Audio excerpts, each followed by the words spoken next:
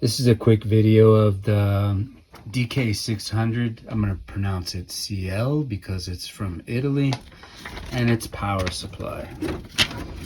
In the service manual, you'll have a diagram that mentions several test points, but the test points are not outlined on the board itself. So I'm going to go through each one of them. I've marked here on the board in my horrible handwriting where you see the G for ground, G for ground. That's your reference ground. Test point 1, which is up here, that very top bar, as well as this top bar, they're both in parallel. They're in series with each other. So test point 1 is your 15 volt line, positive 15. This is the potentiometer to change that. Test point 2, your positive 5 volts. There's no metal bar for that, but the good place to test it is either here on the 7805 or right on that side of the diode. This is where you test your 5 volts, and you cannot adjust that, not with a potentiometer anyway.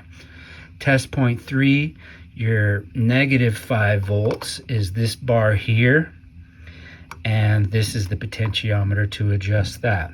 Finally, test point 4, your negative 15 volts is up here, and the potentiometer is right here. So you can dial in the power supply. Make sure that it's loaded though, if you want to do that.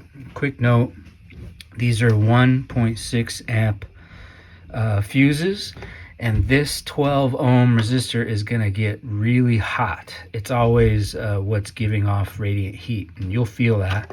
I wouldn't recommend touching it, but it is normal to have heat coming off of that. Second part of your power supply, your 15 volt positive, is going to go up here onto your board that is your ADSR and VCF controls, and you'll see a 7805 regulator right here. So that'll send 5 volts to each one of the potentiometers, and then whatever that's set at will continue on to the next board. The 5 volts also feeds the LED and some power to this board here.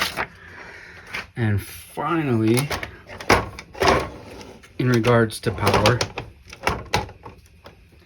this is the main culprit of a lot of issues. This is how this board came to me, with this coin cell battery attached here.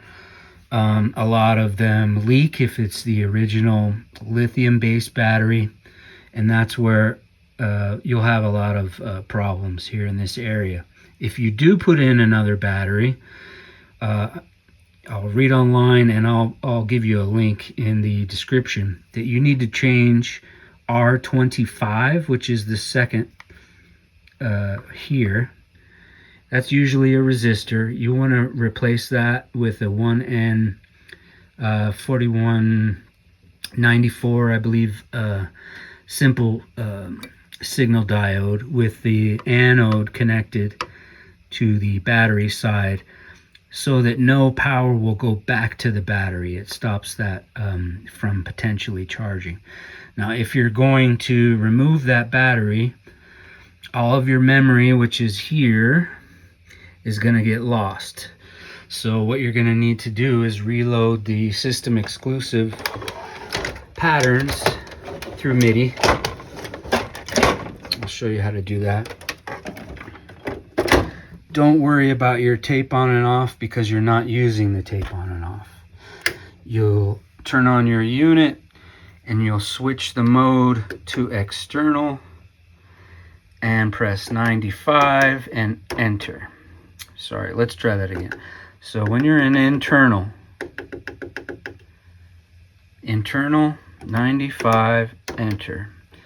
Either way, what that does is that takes away the memory protection.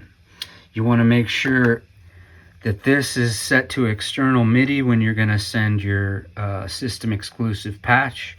As soon as you send that, it doesn't need to be right away, and you don't need to press any more buttons to send it. This number will count all the way up through all the patches that you're loading, and I will have a a link in the description to where you can get those.